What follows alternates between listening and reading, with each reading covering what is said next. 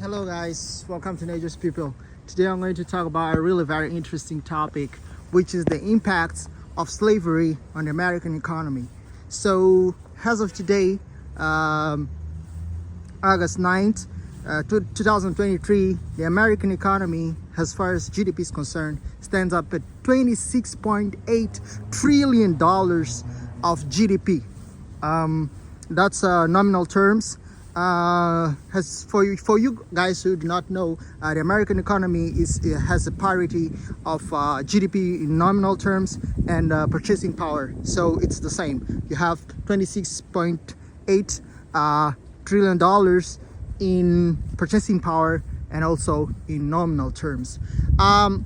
America is one of the wealthiest countries that the world has seen. It's the number one most powerful military, and it's deemed as the sole and only superpower of the world.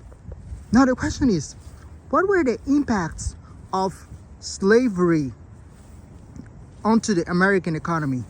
For those of you guys who do not know, the country that started slavery was Portugal. The Portuguese basically had all these trading posts. They were selling all over Africa, and one of the things that they noticed, I'll just give a brief overview of what were the impacts of slavery on the New World.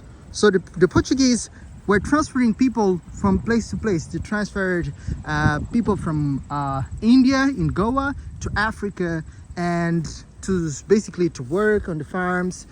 For you guys who do not know, there are a lot of trading posts that were receiving a lot of people from other regions, where people from Goa into Africa. We have black people shipped to Brazil and from the land. Basically, they were all concerned about business. So that happens. It happens that later on in time, the Portuguese realized that the Spanish Empire was also wanting to thrive on slavery, because the black man had a tendency of having very warrior type characteristics, especially people of sub-Saharan, and most specifically in today's West Africa.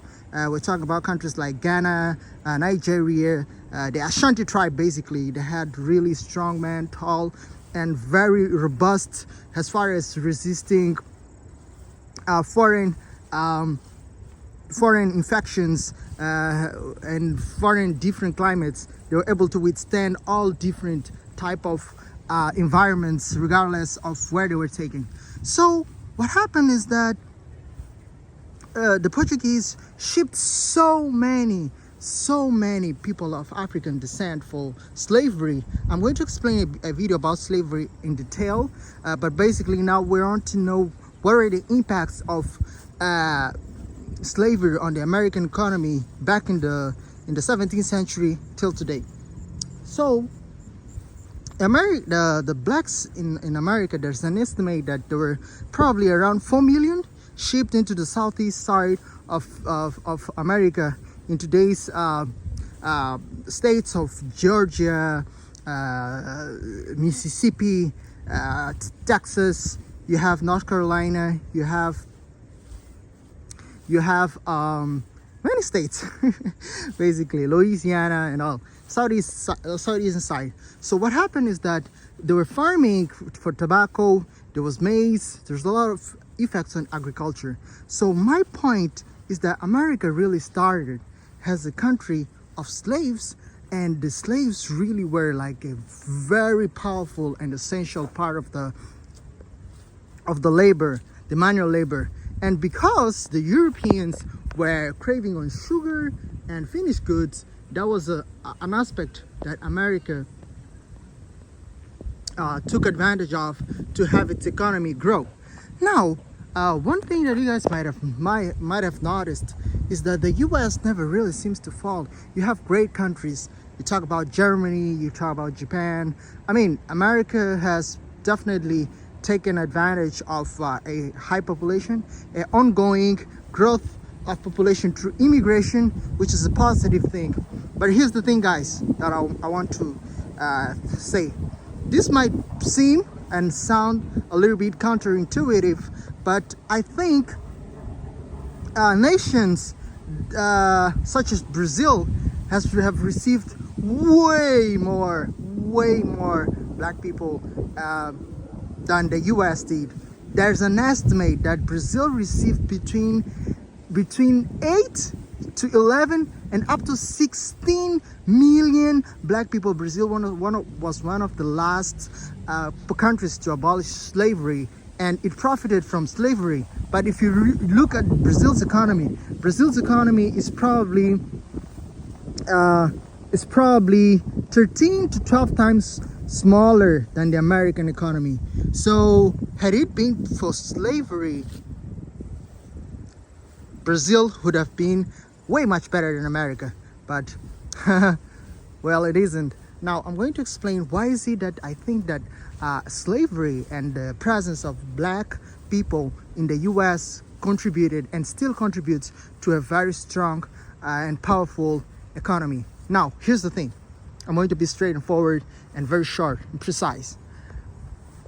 My theory and what I think, being in the US, I've been to the US, and I think that the fact that there are differences in personality and in ways of living, I wouldn't call that segregation, but just differences, racial differences, cultural differences within the same country. That is like a checkpoint. It's a stressing factor to both the Caucasian man, the black man, and the other races that are out there. The Hispanics, the recent wave of immigration that's coming in recently. So what I think is that this is just a check. It's like a chalkboard. It continually checks. And I would sound a little bit controversial if I say this, but most Caucasian-built nations, most countries that whose majority is made of people of European descent, tend to be wealthier. I don't know why is that. Maybe it's because I don't know. I can't really tell, but that's the fact, guys. And America, being a country that was built by migrants from mostly the UK region, you talk about Ireland, Northern Southern Ireland, you talk about the England, Scotland, and then you have the second largest or even the first largest immigrant ancestry population, which is the Germans, that are standing on around 50 million by ancestry. So you have all these waves of Europeans that just moved to the Americas and brought their knowledge, their know-how, and they got better.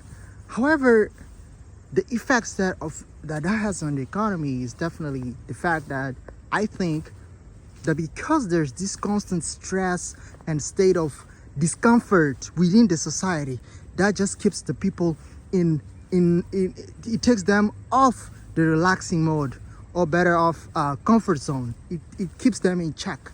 They're never in a comfort zone, so they're always innovating, creating, and being innovative, and making things happen.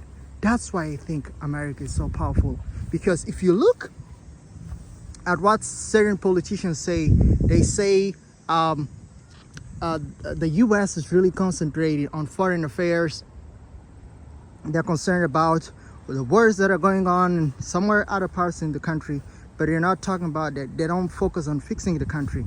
I think that stems from the fact that really it's more the desire of power within the nation that keeps the nation going and having all these productive aspects of the economy.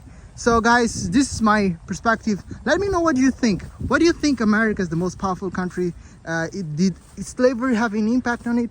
And does the racial differences that are within the country affect that? Because if you talk about Brazil, it's so mixed up, and maybe the fact that the people mixed up and they didn't have these differences, they just relaxed and never left their comfort zone.